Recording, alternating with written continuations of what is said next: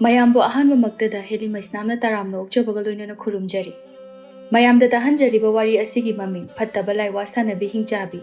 Wari asibu ibirakpana Alpana. Wari asi mayam puna taminarasi. Matam amada yamna pak chaurba khungang amadani. Khungang adugi mamingna laifang kawi. Khul adu laiba yamna nungaiba mafam ama oirami anau anauba khulsingdagi mafam aduda honglai. Pukning huna phazai amadi nungshiba poi. Khungang adugi khulakpa yoi mayaisu mathauna yamna lay. Khunjasingi yamna khanbi. Senjau paiba miyoi kayasu yumsinaduna lainaba mafam amani. Makoidi sel paire haiduna laita lairagi matenga amata pangningde. Moigi kanabatani thireba. Tansinbadi yamna kalli. Aduga yamna angakpa wari amana. Hairiba phazaraba khul adugi thangnabada lairiba khul aduda hingchabi singlai haina hainarami. Midmakna uhaubasu yaunai aduga akhangba uhauba mina mathang pau sandorakpadagi haujikti. Khul anidugi marakta achauba pallama kharami. Hingchabi sing adu miyoiba gumna chap manai. Khandokpa ngamde.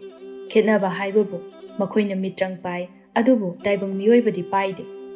Hingchabi sing adugi maraktagi khwaidagi Phatabi Hingchabi amakhak yaurami. Madi Hingchabi ama oina mitrang yaudana puglaklami aduna mahak achumba tawbi Hingchabi adu oininglamde. Aduna mahak Phatabi mitrang Jadu Sanabi Hingchabi ama oikirami. Mana mitrang tawduna Hingchabi aphabi singi pangal sakti sing lauthokduna patra amada haptuna mana thamjille. Maduna magi aningba pangthokpa yananabani. Aphaba tawbi Hingchabi singdi makhoigi pairiba mitrang adu taibang miyoiba kana amana lonu ukhrabadi makhoigi mitrang adu mangkhigani. Madubo amo hanjilaknanaba pambai ama khaktangdi makhoibu thamoi sengna nushibiba tungi khongloi oigadawriba nupa adu khaktana ngamgani. Phatabi amubi mitrang Sanabi Hingchabi adudi masagi punsibu yamna hainajade. Mitrang su yaudana poglakpa aduga mabu nushibiba laitaba masaksu thiba. Phatabi Hingchabi aduna atopa aphabi singdagi mitrang lauthokpadu khangnarakpadagi mabu makhoina tanthokpirami. Mana mitrang fana laushilurabasu pokpada yauraktaba Phatabi mitrang adudi aphaba mitrangna maithiba piba ngammi. Mabu khul adudagi tanthokre. Phatabi Hingchabi adudi atai Hingchabiga manade amadi machinsu amuba machuda oina sangi fizolsu amuba oina setli. Aduna magi phiba masimina changjapam pirakloi haiba khangladuna fizol anauba ama hongtokle machin adu angangba machuda sangjille. Phana sangjillabasu amuba machu adum tarai. Mina chingnadanaba haiduna mahak adum noksinaduna adum chatlami. Magi mawong aduda khunjasing adusu jamna khantoklami. Phatabi Hingchabi adu magi mitrang aduna sel khara mingondagi huralami. Aduga yum ama laiduna nungaina lairami. Mahak Phatabi Hingchabi ni haiba kanana su khanglamde matam pumbada noklagata laibi nupi ama oibana chingnaba wali. Phatabi Hingchabi adu magi hanagi khul adugi Hingchabi singbu yamna tathirami. Amadi mana purakliba Hingchabi singi mitrang adu thadok ninglamde. Amaromdadi aphabi Hingchabi singna tawba ngamdaba thabak kaya amasu lai madu Phatabi Hingchabi adunadi ngammi. Aphaba Hingchabi singna phatrabagi mitrang sing adu sijinaba yade. Aduna apangba Hingchabi kharadi mabu thiba laktuna mangondagi mateng nibasu yawi. Lona chatnabani. Phatabi Hingchabi adugi maming kebika kawi. Mana apangba siduna aphaba Hingchabi sing adubu ngaihaktangi nungaiba piraga makhoigi mitrang jadu sing adu anambana lauthoklaga magi patra tonganba amada hapchille. Aduga Hingchabi sing aduna kharana ngauraga chatnakiba khara amana mathanta sijakiba masing yami. Somda kebika miyoibagi marakta lairabanina makhoiga punduna laiba chatpa haurakle nongmadi marup aniga makhoi ahum khulgi watanaba lai. Makhoi ahumdo khara naha male ahal singdi lakpa ude laisabi makhoi khara khakni. Asengba aphaba Hingchabi di hainingai leitana masak phazai adubu kebika di kaya phazaba oide. Makhoi sing adu ahal sing ngaiba oina ngahak wari watai sanaduna lairami. Itaroi sa Hingchabi haibasibu asengbagi laiba jalo. Aidi thajadebo. Aikhoigi imanabinadi lay hai makhoina uhaubusu yawba male. Aisu khalini makhoise asengbagi laiba jalana. Akhoi babungdo nongma makhoi Hingchabigi khulduda changlui. Makhoina mitrang sanabado ubada. Babungsune kiraduna chenthorei Hingchabigi makhuta tarambada bakhajakta ngaibani.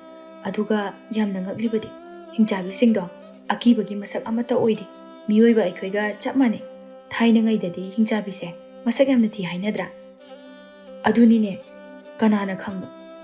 Makhoigi khul aduda ꯑꯩꯈꯣꯏꯒ ꯄꯜꯈꯥꯏ ꯍꯥꯏꯖꯕ ꯈꯛꯇꯅꯤ ꯃꯈꯣꯏꯗꯤ ꯃꯤꯇ꯭ꯔꯪ ꯍꯩꯕꯅꯤꯅ ꯃꯤꯑꯣꯏꯕ ꯁꯥꯔꯒ ꯂꯥꯛꯄꯁꯨ ꯌꯥꯏ ꯑꯩꯈꯣꯏꯒꯤ ꯃꯔꯛꯁꯤꯗ ꯑꯃ ꯌꯥꯎꯔꯝꯕꯁꯨ ꯀꯅꯥꯅ ꯈꯪꯕ ꯑꯁ ꯀꯤꯖꯩꯀꯣ ꯃꯁꯤꯗꯤ ꯍꯤꯡꯆꯥꯕꯤ ꯀꯥꯏꯅ ꯃꯈꯣꯏꯁꯦ ꯑꯍꯜ ꯂꯃꯟꯁꯤꯡꯅꯗꯤ ꯌꯥꯝꯅ ꯁꯥꯊꯤ ꯍꯥꯏꯅꯩ ꯑꯃꯨꯛꯇꯗꯤ ꯎꯗ꯭ꯔꯤ ꯑꯣ ꯍꯤꯡꯆꯥꯕꯤ ꯍꯥꯏꯔꯁꯨ ꯃꯈꯜ ꯌꯥꯝꯃꯤ ꯑꯐꯕ ꯇꯧꯕꯁꯨ ꯂꯩ ꯃꯈꯣꯏꯗꯤ ꯑꯩꯈꯣꯏꯗ ꯁꯣꯛꯂꯣꯏ ꯐꯠꯇꯕ ꯇꯧꯕ ꯍꯤꯡꯆꯥꯕꯤꯗꯨꯅꯤ ꯁꯥꯊꯤꯔꯤꯁꯦ ꯍꯥꯏꯅ ꯇꯥꯟꯅꯕ ꯌꯥꯔꯣꯏꯗꯧꯔꯤꯕꯁꯦ ꯑꯁ ꯍꯤꯡꯆꯥꯕꯤꯅꯕꯨ ꯑꯐꯕ ꯇꯧꯒꯗ꯭ꯔꯣ ꯃꯃꯤꯡꯁꯤꯗ ꯑꯗꯨꯝ ꯈꯪꯉꯤ ꯑꯩꯗꯤ ꯃꯈꯣꯏꯁꯦ ꯂꯩꯃꯤꯟꯅꯕ ꯉꯝꯒꯗꯕ ꯃꯥꯟꯗꯦ ꯀꯤꯖꯩ ꯊꯦꯡꯅꯔꯗꯤ ꯑꯁ ꯇꯜꯂꯤꯗ ꯊꯦꯡꯅꯔꯒꯅ ꯑꯩꯈꯣꯏ ꯑꯅꯤꯅ ꯍꯥꯠꯇꯣꯛꯑ ꯂꯣꯏꯔꯦꯗꯅ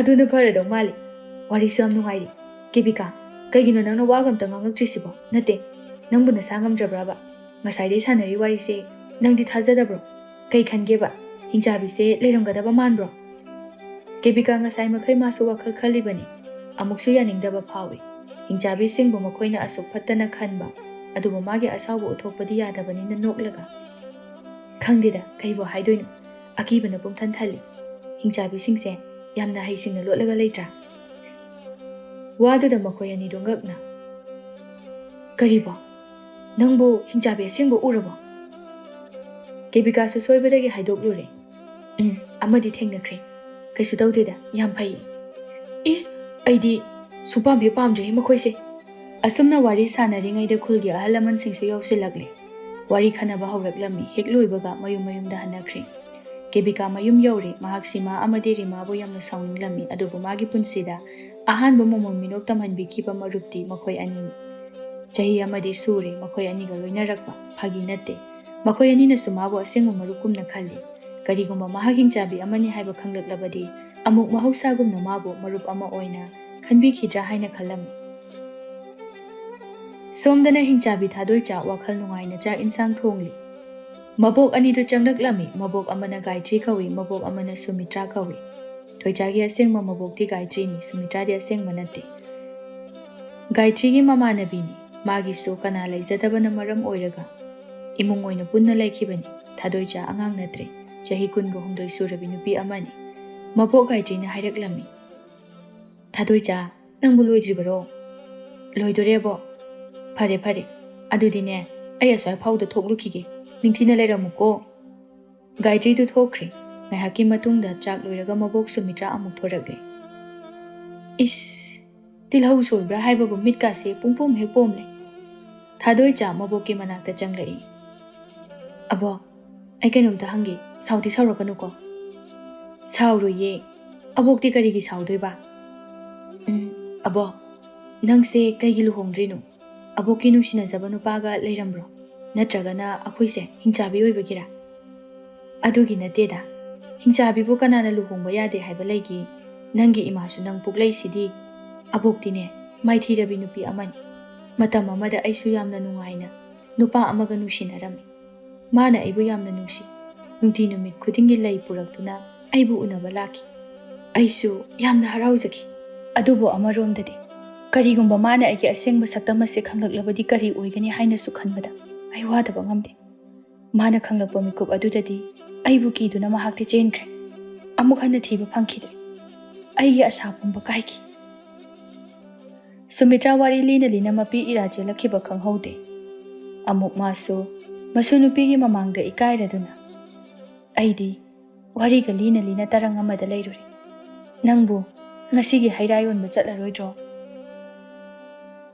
ꯆꯠꯇꯣꯏꯅꯦ ꯑꯗꯣ ꯑꯩ ꯋꯥ ꯑꯃꯇꯪꯒ ꯍꯪꯒꯦ ꯑꯩꯒꯤ ꯑꯄꯣꯛꯄꯤ ꯏꯃꯥꯗꯣ ꯀꯝꯗꯧꯅ ꯂꯩꯈꯤꯗꯕꯅꯣ ꯃꯤꯅ ꯍꯥꯏꯅꯕꯗꯗꯤ ꯑꯇꯣꯞꯄ ꯇꯥꯏꯕꯪ ꯃꯤꯑꯣꯏꯕ ꯑꯃꯒ ꯅꯨꯡꯁꯤꯅꯩ ꯍꯥꯏ ꯃꯁꯤꯕꯨ ꯆꯨꯝꯂꯤꯕ꯭ꯔꯥ ꯁꯨꯃꯤꯇ꯭ꯔꯥ ꯁꯣꯔ ꯁꯥꯡꯅ ꯍꯣꯟꯊꯔꯒ ꯅꯪꯒꯤ ꯏꯃꯥꯅ ꯃꯥꯒꯤ ꯃꯤꯇ꯭ꯔꯪ ꯂꯣꯠꯁꯤꯟꯗꯨꯅ ꯇꯥꯏꯕꯪ ꯃꯤꯑꯣꯏꯕ ꯑꯃꯒ ꯂꯨꯍꯣꯡꯈꯤ ꯃꯗꯨꯒꯤ ꯃꯇꯨꯡ ꯅꯪ ꯄꯣꯛꯂꯕ ꯃꯇꯨꯡꯗ ꯅꯣꯡꯃꯗꯤ ꯅꯪꯒꯤ ꯄꯥꯕꯨꯡꯗꯣ ꯌꯥꯝꯅ ꯀꯟꯅ ꯅꯥꯔꯛꯈꯤ ꯃꯥꯏꯕ ꯃꯥꯏꯕꯤ ꯀꯅꯥꯅꯁꯨ ꯐꯍꯟꯕ ꯉꯝꯈꯤꯗꯦ ꯅꯪꯒꯤ ꯏꯃꯥꯅ ꯄꯥꯕꯨꯡꯕꯨ ꯅꯨꯡꯁꯤꯃꯟꯕꯅ ꯃꯥꯒꯤ ꯃꯤꯇ꯭ꯔꯪ ꯑꯗꯨ ꯁꯤꯖꯤꯟꯅꯗꯨꯅ ꯀꯟꯕꯤꯈꯤ ꯅꯪꯒꯤ ꯄꯥꯕꯨꯡꯅ ꯃꯍꯥꯛ ꯍꯤꯡꯆꯥꯕꯤꯅꯤ ꯈꯪꯂꯛꯇꯨꯅ ꯃꯥꯕꯨ ꯈꯨꯗꯛ ꯑꯗꯨꯗ ꯇꯥꯟꯊꯣꯛꯈꯤ ꯅꯪꯕꯨꯁꯨ ꯍꯤꯡꯆꯥꯕꯤ ꯑꯣꯜꯂꯛꯀꯅꯤ ꯈꯟꯗꯨꯅ ꯍꯥꯠꯅꯅꯕ ꯇꯧꯈꯤ ꯅꯪꯒꯤ ꯏꯃꯥꯅ ꯅꯪꯕꯨ ꯄꯨꯗꯨꯅ ꯆꯦꯜꯂꯛꯈꯤꯕꯅꯤ ꯑꯗꯨꯒ ꯈꯨꯜ ꯑꯁꯤꯗ ꯑꯃꯨꯛ ꯍꯜꯂꯛꯇꯨꯅ ꯂꯩꯔꯔꯦ ꯅꯨꯡꯉꯥꯏꯇꯕ ꯋꯥꯈꯜ ꯃꯌꯥꯝꯁꯤꯡꯅ ꯌꯣꯝꯗꯨꯅ Nangi ima matomta sijaki. Abo, aigi babungdo hojiksu hinglibra. Noong mata madi macha aibu ningsingla aroi ko. Karigino nangna wakhal hena khanjiludubo. Nangidama akhoi leisidi kaisu khalun. Masida akhoina makhoi bulana khalubagi mathau tade. Hingchabi haiba mingtholase kanana su pamnade. Tabada kiba hangoinaba wahaini. Phari, nangbu hayon ba chatkani haidai. Lao, aboko punna hai he urasi. Hoi abo, makhoi anidu punna lakminnai. Thadoi chama magi wari tarubada thamoi sokli mahak taibang miyoiba kanaga sulu hongloi haina lepli. Mababung musu yamna waraurami. Mamana thamoi sengna hotna biribado na thairaga chatpa ngamba machagi achumba thamoi adu khangdana manghangi khanba mapabung amuk hanna magi punsida thengnadaba oirasanu haina lepchare. Somda kebika wakhal munna tauri. Aibu hojik kari tawdoino. Aina pendaba thabak kaya amasu lai. Adubu pangthokpadi ingam ngamde. Aigi khuldo aina soidana muthatkani. Aibu makhoina karisu laitana inthokpiba. Aina khula sida lairakliba si sahi kum kharadi hele. Ai pambai ama sizinaduna khulado mutnanaba hotnagi khangani. Kebika tasengna chahi yankhai surabi laisabi amani. Magi hingchabi gi phattaba mitrang aduna maku naha oithokhanbani. Mana paizariba mitrang adu mangkhrabadi mahak masak amuka hena thigani. Kebika khuladubu muthatnabagi wakhalda magi kada hangat handa chattuna wakhal khalaga lairami. Thadoi sa haira hekpa loire aduna yonba chakre. Thadoi cha masak yamna phajai. Makhoi gi khuladudi nupa anamba leite. Makhoi di taibang miyoibaga luhongduna leiba kizaduna laisaraga lairami. Aduna makhoi gi khuladu laisabina anamba lei. Adushu ahal oirabi ngakta. Hingchabi amana chahi chama helabadi mitrang phana paiduna su kuina naha oiduna leiba ngamloi. Hingchaba nupa khara dilei. Pakhangdi ani ahumdani lairiba madusu hingchabi laisabi sing adubu magi nupa oinana bahaiduna koitan tanariba hingchaba sing adusu makhoi gi khulda hingchaba makhoi khaktangni khangladuna yamna pongthoi. Masak thirasu masak phajaba nupida thiramni. Hingchaba ahum laibadu ani amadi luhongkhre ama khakta ngaire. Amadudi masakpu khara phajai nupidi ama khakta thiba pamlamde. Hingchabi atay adusu nupagi wakhalda ngaurabani. Lubu luhonglabadi yare sitani khaliba. Somda kebikasu wakhal khanba yaba khalle. Matam thengjalakle ngaiduna lairami. Asum numidangi matam tasalaglabada kebika fizol angauba machu setli. Mamita yekliba amuba kajaladusu lawthokle. Aduga machinadudi angang sanglabasu yadabanina mamayadu khumjille. Aduga mahak mi uhandana thoraklami. Mau ani khak ising soktuna lakpada ure. Maduda makhoigi matungda inaraktuna inthurami. Mau anidu saunu onthoklaga yenglai. Maya thangkatuna chaigi haine hek tawbaga leiramliba nupi adu ubada ngai. Kanano? Naha kanano? Aise khulasibu koliba lairembi amani. Khulase amang atak yamna thoklakani. Nakhoi cheksil. Ichasa thangnabada lairiba hingchabigi khulasina nakhoi bu landarakadabagi ngaiduna lairabani. Ngasidagi miyoi amamam ani loishinba hawraklagani. Aduna nakhoi khunja sing tumina laithokanu. Makhoiga lanthengnabagi damakta sem saduna lairu. Wasikag hairamlaga kebikadu chatkre. Mau anidu yamna ngakna laihawi. Mayum-mayumda thuna chatnakre. Aduga magi nupada pausing adu tammi. Nupasing adudi khara muk thajaba wali nupigi wani haiduna laithoi. Nupi tasengna lairembira haibasu khangba nataba pangtha thajarunu. Asuk kuiba chahi kayase amukta khulani ase lanjau thoklakthri. Makhoisu moigi thok aikhoigi thokpa. Aina hairise thajadaba tawganu. Kanana khangba makhoina tasengna aikhoibu loisilagi khalaklabadi. Nupa nangbu tumina laisinbasu pharui. Misi mina yam khalaklaga waba hengkalakani do. Nupi aina nangi wabuna thaiba nate. Adubu phari. Ngasi sima yenglasi.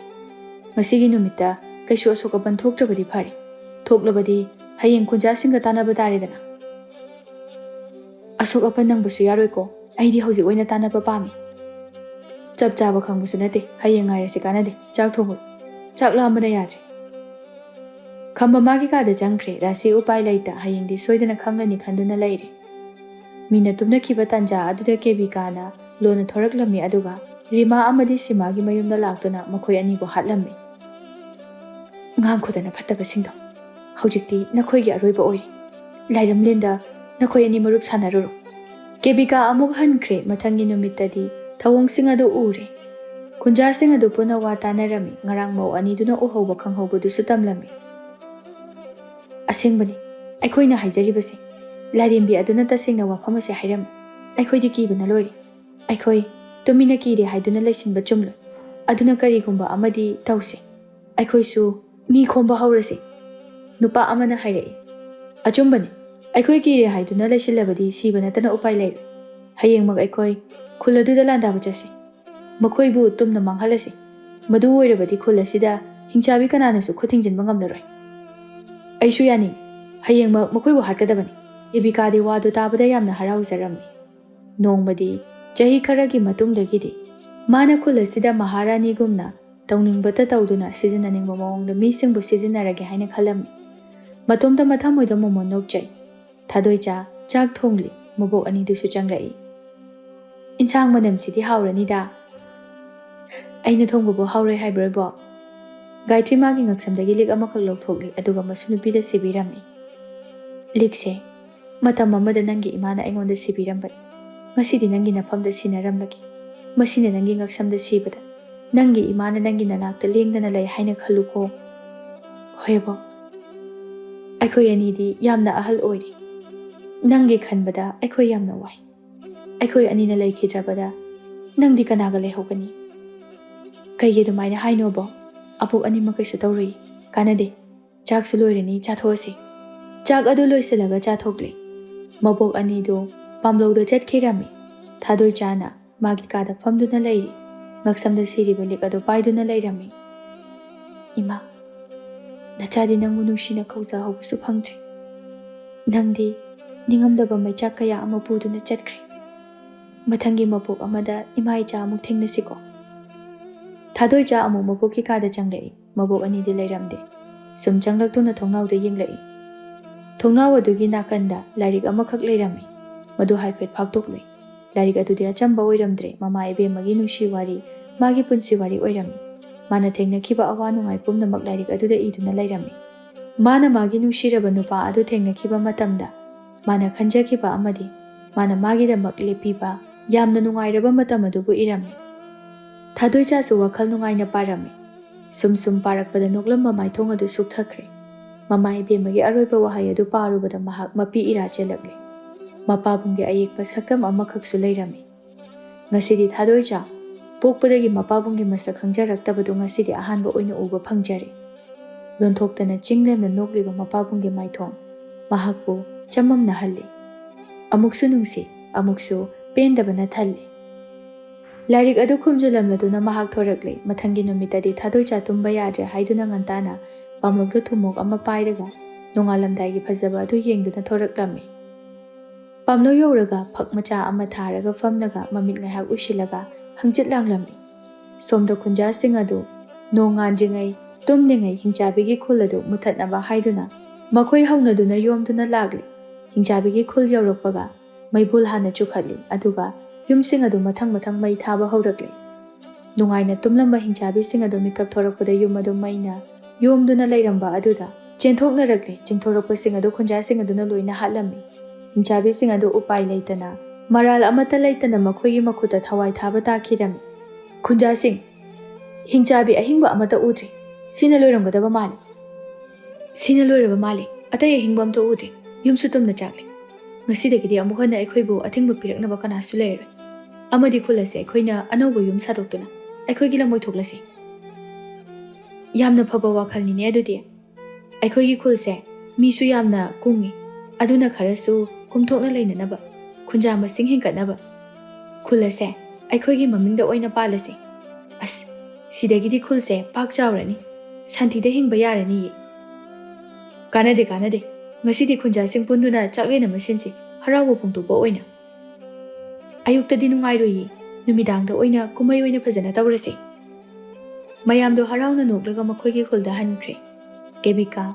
ꯃꯥꯡ ꯇꯥꯛꯂꯕ ꯈꯨꯜ ꯑꯗꯨꯕꯨ ꯎꯕꯗ ꯃꯣꯃꯣꯟ ꯅꯣꯛꯂꯝꯃꯤ꯫ ꯃꯇꯣꯝꯇ ꯃꯊꯃꯣꯏꯗ ꯁꯣꯟꯖꯩ꯫ ꯉꯁꯤꯗꯤ ꯑꯩꯅ ꯅꯤꯡꯕ ꯊꯨꯡꯂꯦ꯫ Chahi kharagi matungdagidi aina khul ase panba yarani. Aigi khutta tarani. Kebika wakhal nungaina chatkre. Pung ama haujinkre. Thadoicha wakhal adu ngahak sengtoklaga pamlodagi kumtharakle. Sum naksilakpadadi charu makum khara lapna pairakpa nushina purakpa ui. Maduda ngahak ngaglami. Amukaisu khandana lai. Yauraklaba matamdadi khul aduda thokliba amang atasing adu ubada mahak pakhatuna chinsilakle. Magi mayum adusu ut ngakta ngairi. Mabok anidusu asiba hakjang oina taaduna leiri. Abo, hagulo, kaino noi doisibo. Thadoicha ahingba miyoi amta leiba udre. Haujikti kadumna mahak chatkani haiba khangdre. Saubana mai hauri. Thodok asi matau kamnumna thoklibano haiba khanglabadi mahak laman khumgadabani. Khul asida leiba yararoi haiba khangi. Aduna mahak thangnaba leiriba khul adomda anauba khunja saduna chatlagi haina lep. Mana chatringai makhoigi yumgi mamangda firal amakak yunglaga thamlami. Aduga thangnaba khul aduda lonna mi kanasu uhandana chatkre. Mana sum umangda fauraga tung handuna mi leibra haina yengduna lakpani. Soibadagi nupa amaga thengjinarami. Makhoi anido onthoknarakle. Nupa adusu kakngaunaraba miyoi mali. Fizolso kaya ananba sette. Thoicha minungsi pokluba yade khanduna amuk chatkre. Kanano yum amada hekta kabara hanglami aduga leire. Kari tauduna sel tanba yabagi haina khalami. Magi mitrangna migi ser huran bangami adubu. Makhoi suwaba makai suraga tanjaribani aduna madi madumaksu pamde. Masuwana suraga talagi haina khali. Mana leiriba ka adugi nakanda ka ahangba amasu lei. Animak lawshile amana cha insang.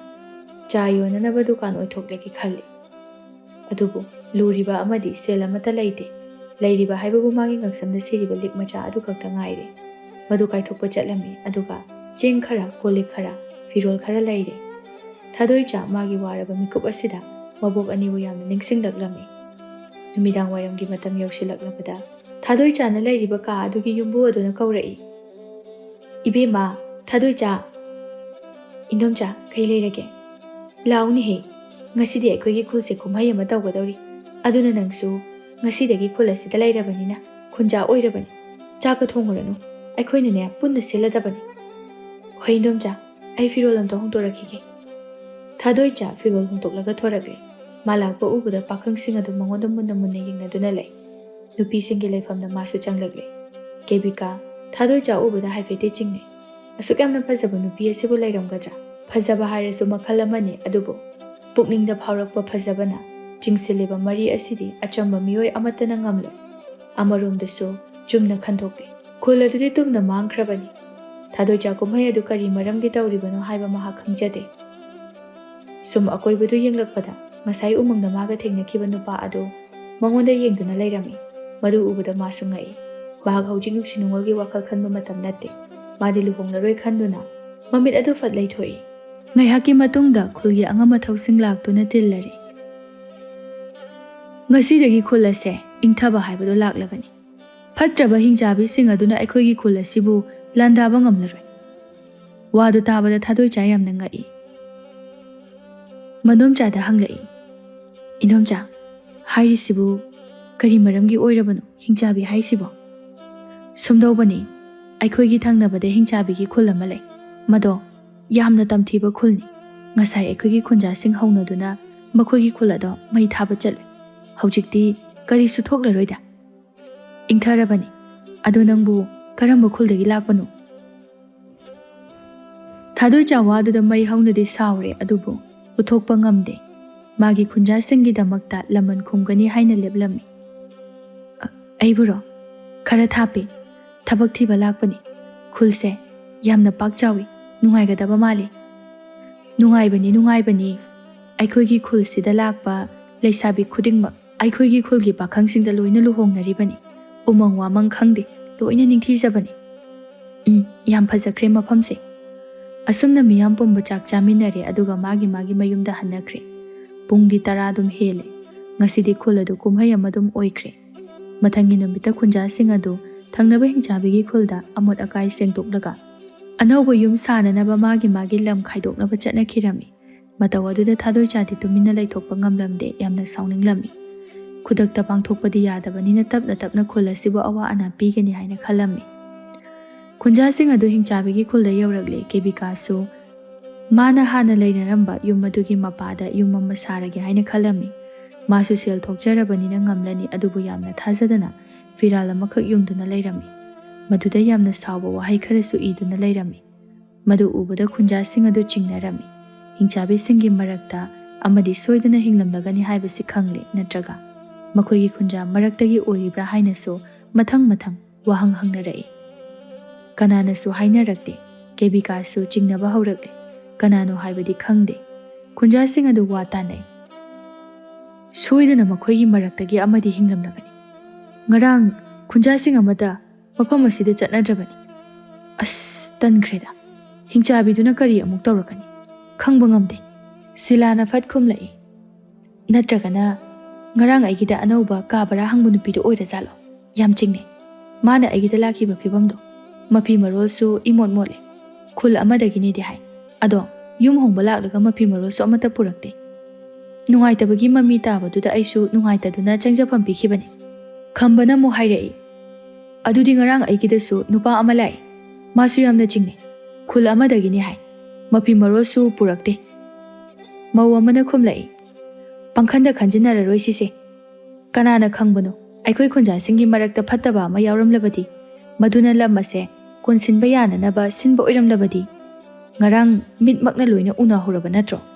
ꯀꯅꯥꯁꯨ ꯍꯤꯡꯕ ꯎꯍꯧꯗꯦ꯫ ꯀꯥꯟꯅꯗꯦꯁꯦ, ꯑꯁꯤꯕ ꯍꯛꯆꯥꯡꯁꯤꯡꯒꯤ ꯍꯛꯆꯥꯡ ꯑꯁꯤ ꯂꯣꯏꯅ ꯃꯩ ꯊꯥꯗꯣꯛꯑꯁꯤ, ꯑꯗꯨꯒ ꯁꯦꯡꯊꯣꯛꯑꯁꯤ꯫ ꯈꯨꯟꯖꯥꯁꯤꯡꯗꯨ ꯊꯣꯏꯅ ꯈꯟꯅꯔꯨꯗ꯭ꯔꯦ꯫ ꯔꯥꯁꯤꯒꯤ ꯋꯥꯗꯨꯗ ꯌꯥꯔꯦ꯫ ꯃꯈꯣꯏ ꯃꯌꯥꯝꯗꯨ ꯍꯤꯡꯆꯥꯕꯤꯁꯤꯡꯒꯤ ꯍꯛꯆꯥꯡ ꯑꯗꯨ ꯃꯩ ꯊꯥꯗꯣꯛꯂꯝꯃꯤ꯫ ꯁꯣꯝꯗ ꯀꯦꯕꯤꯀꯥ ꯃꯇꯣꯝꯗ ꯋꯥꯈꯜ ꯑꯃꯗꯤ ꯈꯜꯂꯤ, ꯆꯤꯡꯅꯕ ꯂꯦꯞꯇꯦ꯫ ꯃꯇꯝ ꯈꯔ ꯑꯑꯣꯟꯕ ꯂꯥꯛꯄ꯭ꯔꯥ ꯍꯥꯏꯅ ꯌꯦꯡꯂꯒꯦ ꯂꯦꯞꯂꯦ꯫ ꯁꯣꯝꯗ ꯊꯥꯗꯣꯏꯆꯥꯗꯨ ꯗꯨꯀꯥꯟ ꯍꯥꯡꯂꯦ꯫ ꯃꯥꯅ ꯊꯣꯡ ꯊꯥꯛꯄ ꯃꯊꯦꯜꯁꯤꯡ ꯑꯗꯨ ꯌꯥꯝꯅ ꯍꯥꯎꯏ꯫ ꯃꯤ ꯈꯖꯤꯛ ꯈꯖꯤꯛꯇꯒꯤ ꯀ꯭ꯔꯤꯛ ꯀ꯭ꯔꯤꯛ ꯏꯟꯅꯕ ꯍꯧꯔꯛꯂꯦ꯫ ꯃꯥꯒꯤ ꯍꯤꯡꯆꯥꯕꯤꯒꯤ ꯃꯤꯇ꯭ꯔꯪ ꯑꯗꯨꯅ ꯍꯥꯎꯍꯟꯕꯅꯤ꯫ ꯄꯨꯈꯝ ꯇꯦꯡꯀꯣꯠ ꯑꯃꯠꯇ ꯂꯦꯝꯅꯗꯦ꯫ ꯁꯤꯠ ꯅꯥꯟꯅ ꯆꯥꯊꯣꯛꯅꯩ꯫ ꯁꯨꯝ ꯍꯞꯇꯥ ꯑꯃ ꯍꯧꯖꯤꯟꯈ꯭ꯔꯦ꯫ ꯍꯧꯖꯤꯛꯇꯤ ꯊꯥꯗꯣꯏꯆꯥ ꯁꯦꯜ ꯌꯥꯝꯅ ꯊꯣꯛꯂꯦ꯫ ꯃꯧ ꯈꯪꯗꯦ ꯑꯍꯜ ꯈꯪꯗꯦ ꯃꯥꯒꯤ ꯗꯨꯀꯥꯟꯗꯇ ꯂꯥꯛꯏ꯫ ꯃꯌꯨꯝꯗ ꯊꯣꯡꯕꯒ ꯆꯥꯅꯈꯤꯗ꯭ꯔꯦ꯫ ꯌꯥꯝꯅ ꯊꯥꯖꯗꯅ ꯉꯁꯤꯗꯤ ꯅꯨꯄꯥ ꯑꯃꯈꯛ ꯃꯥꯒꯤ ꯗꯨꯀꯥꯟꯗ ꯂꯥꯛꯂꯦ꯫ ꯃꯥꯒ ꯅꯣꯡꯃ ꯎꯃꯪꯗ ꯊꯦꯡꯅꯈꯤꯕ ꯅꯨꯄꯥꯗꯨꯅꯤ꯫ ꯅꯨꯄꯥ ꯑꯗꯨꯅ ꯃꯨꯟꯅ ꯃꯉꯣꯟꯗ ꯌꯦꯡꯂꯛꯏ꯫ ꯅꯨꯄꯥ ꯑꯗꯨꯅ ꯐꯠꯇꯕ ꯃꯤꯠꯌꯦꯡꯗ ꯌꯦꯡꯂꯛꯄ ꯅꯠꯇꯦ, ꯑꯗꯨꯅ ꯃꯥꯁꯨ ꯍꯥꯏꯐꯦꯠ ꯌꯦꯡꯂꯒ ꯅꯣꯟꯊꯩ꯫ ꯀꯦꯕꯤꯀꯥꯁꯨ ꯃꯤꯌꯥꯝꯅ ꯌꯥꯝꯅ ꯄꯥꯝꯅꯔꯤꯕ ꯗꯨꯀꯥꯟ ꯑꯁꯤꯕꯨ ꯀꯝꯗꯧꯕꯅꯣ ꯍꯥꯏꯅ ꯌꯦꯡꯕ ꯂꯥꯛꯏ꯫ ꯑꯍꯥꯟꯕ ꯆꯥꯛꯍꯧꯕꯗꯒꯤ ꯃꯍꯥꯎ ꯑꯗꯨ ꯀꯥꯎꯕ ꯉꯝꯗꯦ꯫ ꯑꯁꯨꯛ ꯌꯥꯝꯅ ꯍꯥꯎꯕ ꯃꯍꯥꯎ ꯑꯁꯤꯕꯨ ꯀꯦꯕꯤꯀꯥꯁꯨ ꯆꯥꯕ ꯂꯣꯏꯔꯦ꯫ ꯌꯨꯝꯗ ꯍꯜꯂꯒꯦ ꯍꯥꯏꯅ ꯇꯧꯕꯅꯤ꯫ ꯈꯔ ꯆꯥꯊꯣꯛꯂꯒ ꯅꯨꯄꯥ ꯑꯃ ꯆꯥꯛ ꯆꯥꯕꯗꯨ ꯎꯔꯦ꯫ ꯅꯨꯄꯥꯗꯨ ꯎꯕꯗ ꯃꯥꯗꯤ ꯄꯨꯡꯉꯥꯎ ꯉꯥꯎꯔꯦ꯫ ꯃꯥꯅ ꯆꯥꯛ ꯆꯥꯕ ꯂꯣꯏꯕ ꯉꯥꯏꯔꯝꯃꯤ꯫ ꯅꯨꯄꯥ ꯑꯗꯨꯅ ꯍꯦꯛ ꯊꯣꯛꯂꯛꯄꯒ ꯀꯦꯕꯤꯀꯥ ꯃꯃꯥꯡꯗ ꯂꯦꯞꯁꯤꯜꯂꯛꯏ꯫ ꯅꯨꯄꯥ ꯑꯗꯨ ꯃꯇꯨꯡ ꯈꯔ ꯆꯠꯊꯣꯛꯏ꯫ ꯋꯥꯗꯤ ꯉꯥꯡꯗꯦ꯫ ꯀꯦꯕꯤꯀꯥꯅ ꯏꯀꯥꯏꯔꯞ ꯇꯧꯅ ꯍꯥꯏꯔꯛꯏ, ꯑꯩꯒꯤ ꯃꯤꯡ ꯀꯦꯕꯤꯀꯥ ꯀꯧꯏ꯫ ꯅꯪꯗꯤ ꯀꯗꯥꯏꯗꯒꯤꯅꯣ? ꯅꯃꯤꯡꯅ ꯀꯔꯤ ꯀꯧꯒꯦ? ꯑꯩꯒꯤ ꯃꯤꯡ ꯃꯩꯔꯥꯕ, ꯈꯨꯜꯁꯤꯗ ꯑꯅꯧꯕ ꯍꯣꯡꯉꯛꯄꯅꯤ꯫ ꯃꯈꯣꯏ ꯑꯅꯤꯅ ꯋꯥꯔꯤ ꯁꯥꯕꯗꯣ ꯍꯥꯏꯐꯦꯠ ꯊꯥꯗꯣꯏꯆꯥꯅ ꯌꯦꯡꯈꯠꯂꯛꯄꯗ ꯎꯏ꯫ ꯃꯩꯔꯥꯕꯁꯨ ꯃꯃꯥꯏ ꯂꯩꯊꯣꯔꯛꯄꯒ ꯃꯄꯥ ꯆꯥꯟꯅꯗꯨꯅ ꯃꯈꯣꯏ ꯑꯅꯤ ꯃꯤꯠꯆꯥꯟꯅꯩ꯫ ꯀꯦꯕꯤꯀꯥ ꯃꯩꯔꯥꯕꯅ ꯌꯦꯡꯂꯤꯕ ꯃꯤꯠꯌꯦꯡ ꯑꯗꯨ ꯊꯥꯗꯣꯏꯆꯥꯗꯅꯤ ꯍꯥꯏꯕ ꯈꯪꯂꯦ꯫ ꯃꯍꯥꯛ ꯌꯥꯝꯅ ꯁꯥꯎꯅꯤꯡꯂꯝꯃꯤ꯫ ꯊꯥꯗꯣꯏꯆꯥꯕꯨ ꯃꯥꯡꯍꯟꯅꯤꯡꯂꯝꯃꯤ꯫ ꯀꯦꯕꯤꯀꯥ ꯀꯔꯤꯁꯨ ꯍꯥꯏꯔꯝꯗꯅ ꯁꯥꯎꯔꯒ ꯆꯠꯈ꯭ꯔꯦ꯫ ꯊꯥꯗꯣꯏꯆꯥꯁꯨ ꯑꯌꯨꯛꯀꯤ ꯆꯥꯛ ꯆꯥꯕ ꯃꯇꯝ ꯌꯧꯔꯦ ꯍꯥꯏꯗꯨꯅ ꯗꯨꯀꯥꯟ ꯑꯗꯨ ꯂꯣꯟꯁꯤꯜꯂꯒ ꯂꯩꯈ꯭ꯔꯦ꯫ ꯃꯩꯔꯥꯕ ꯁꯣꯔ ꯁꯥꯡꯅ ꯍꯣꯟꯊꯔꯒ ꯆꯠꯈ꯭ꯔꯦ꯫ ꯀꯦꯕꯤꯀꯥ ꯌꯨꯝꯗ ꯌꯧꯔꯦ꯫ ꯏꯁ, ꯈꯨꯜꯁꯤꯗ ꯑꯅꯧꯕ ꯂꯥꯛꯄ ꯃꯥꯅ ꯇꯧꯅꯤꯡꯕꯗ ꯇꯧꯔꯗꯅ ꯑꯩꯅ ꯄꯥꯝꯕ ꯅꯨꯄꯥꯒ ꯐꯥꯕꯗꯤ ꯌꯥꯔꯣꯏ꯫ ꯈꯪꯒꯅꯤꯗꯅ ꯃꯗꯨꯒꯤ ꯅꯨꯄꯤꯗꯣ ꯂꯥꯏ ꯁꯥꯟꯅꯒꯦꯕ꯫ ꯁꯣꯝꯗ ꯊꯥꯗꯣꯏꯆꯥꯁꯨ ꯋꯥꯈꯜ ꯈꯜꯂꯝꯃꯤ꯫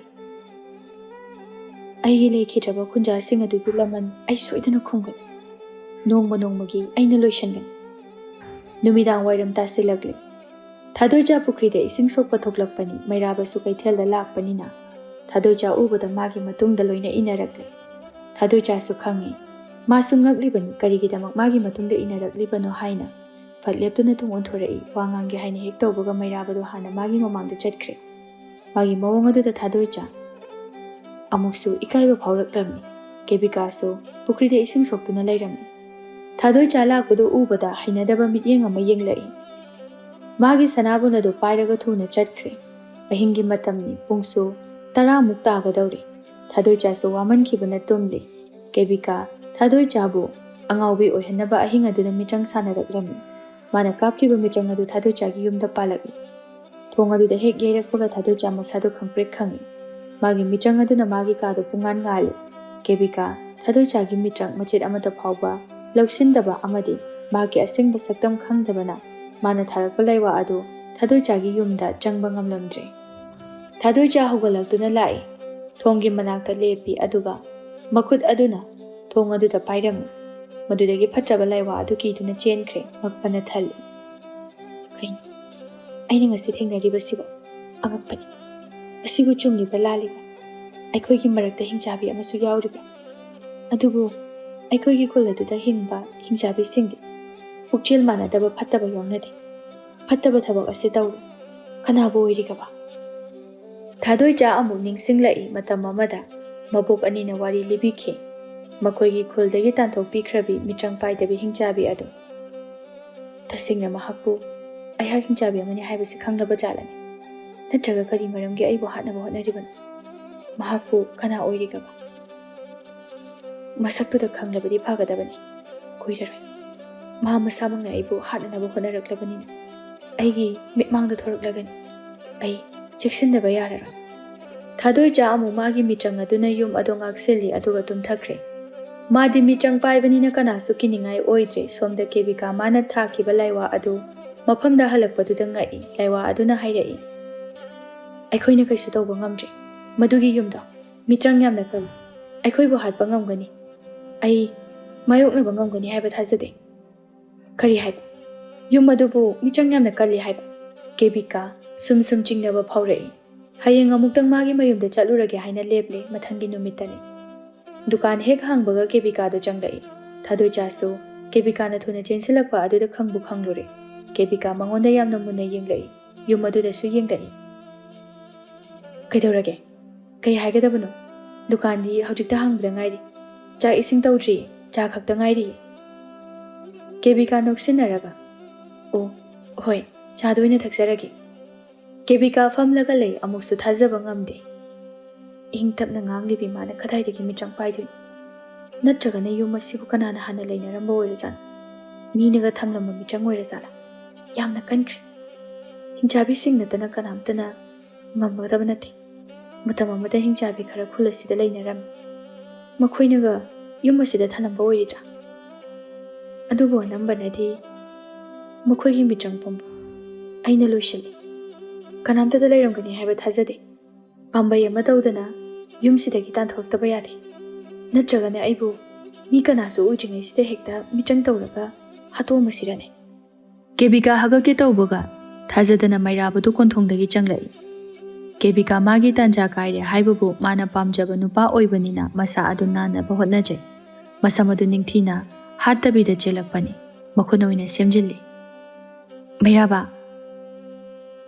Mairaba makok ado haifet nomi aduga Thadoi gi manakta changsilaktuna hairai chamta piro yani bijarake kebika na fana wari saninglabasu mairaba na tanja supi pide ningthina yengde makuta phawa sokpa ngamde kebika do sum sauninglaktuna matomta fet leiraga hankre mana hek chatkibaga dukan manakta naksilai Thadoi da yenglaga hairai aina haigadoriba wase munnata horen mangda uriba umang asida laisang ama leibani madudagi khara chatlaga fajaraba leikol ama leibani maduda horen unase tanagadaba wa amale aiga kari wa tanagadoriba nasa khangbusu nate aidi thabak yam chille lakpa ngamgadaba sumande thabak chinba chindaba aigi daka tade adubu nahak laktaba yar mase aigi aroiba wani nungthilgi pung ama tabaga law soigano Thadoi na wa makha tadringaida mairabadu hana thuna chatkre aibu chatkadoribra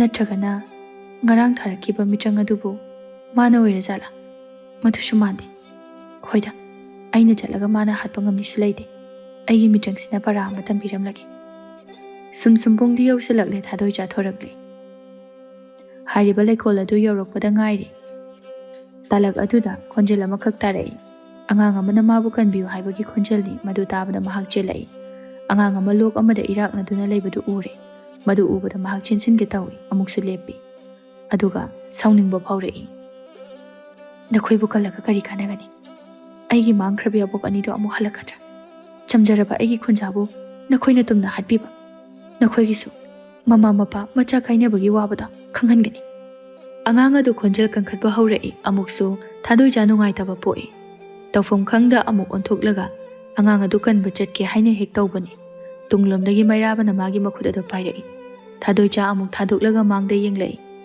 kanamta leiramde loksu leiramde angang su leiramde maduda yamna ngai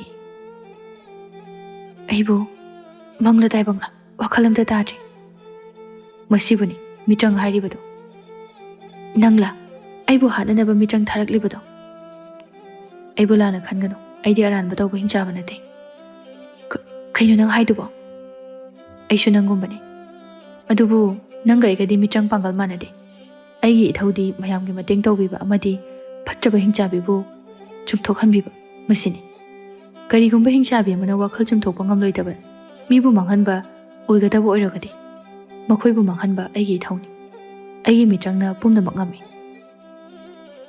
akhoi bu mingthol khaki damakta asuktam thina hatpiba makhoi bu su aina hatkani makhoi bu khamthengna lana sukhanganu asukoi base nakhoi ga khul thangna na leminarakpani khul asida phataba hingchabi amakhaklei mana makhoi gi khul adubu manghanabagi damakta lairimbi amagi saklun lawduna nangi khul adubu manghallo haikibani phatrabi hingchabi aduna kaisu tawramdragadi kaisu thomoi hingchabi amadi hingchabi akhoi gi ithause akhoi gi mitrang asina miyambu otnayu haina tharakpa nate miyam gi mateng pangbani phatraba makhoi bu manghanabani miyambu kandanabani aina mafam asida laklibase ai kari tawgadabana haiba khangdre asuk chamna hingjarappa punsi se nongmata aranba amata tawjarakhidre asumna karamna olakhibuno haiba khanghaude thadoija nangna fauriba khaliba bomba ai loina khangi loina uba ngami aigi khongchati khula sida khakta nate atopa mafam singsu yogadabani amadi mafam asida lairiba phatraba hingchabi aduna namthak tawduna afaba hingchabi singi mitrang lawshinduna mafam kharada angaubi olhanduna thamle makhoi busu aina khanba pami adubu hayo hingchabi do kanano maboina lemna khak thara aina mabu manghanggani mahak ado kebikani mabu amuktang aina wari sanaduna yenglage karigumba mana yadaba thoklabadi magi mitrang pomba aina manghanba tabani aigi ithodi khulasida punsi loiba yaba nate tha ama khaktani aina leigadaba talag asida loishingadaba thabakni kebika ai khangi aina sumabu chingnarakpani mana aibu munna munna yengbagi maram haujikti ai kanagi asada hingadabano khangdre ai suna hakina tung injarake miyamgi mateng pangduna hingjage aibu thajabi ai phataba wakhal lamon kumbagi wakhal amata khanjaroi